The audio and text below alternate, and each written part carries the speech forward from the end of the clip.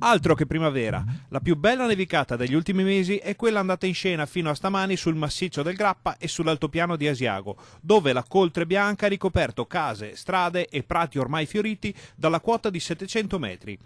Gli accumuli più significativi sono stati registrati sul Grappa, dove si parla di uno strato di oltre mezzo metro con punte di 70 centimetri. Gli esperti e gli addetti ai lavori, anche quelli più social, si sono subito scatenati e le immagini che arrivano tanto dal Grappa quanto dall'altopiano sono decisamente spettacolari. Uno degli eventi più belli di tutta la stagione 2018-2019 per quanto riguarda il nostro massiccio del Grappa, neve che ieri si è spinta fin verso gli 800-900 metri di quota, anche se gli accumuli più significativi li abbiamo avuti oltre i 1000-1200 metri. In mattinata la strada per la cima del Grappa risultava impraticabile nell'ultimo tratto e vedendo i video che arrivano dalle montagne bassanesi il fatto non risulta poi così strano. In base a testimonianze siamo intorno ai 60-70 centimetri in vetta, mentre il nivometro dell'ARPAV a quota 1500 ci segna effettivi, quindi è un dato ufficiale,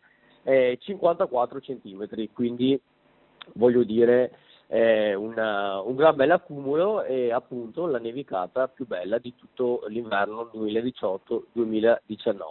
Dal punto di vista statistico bisogna dire che burrasche così si sono già viste negli ultimi anni, anche attorno alla metà di maggio. L'eccezione è dovuta alla quota di base e agli accumuli che sono davvero notevoli per questa stagione. Resta da vedere per quanto rimarrà la coltre bianca, dato l'abbassamento delle temperature di questi giorni.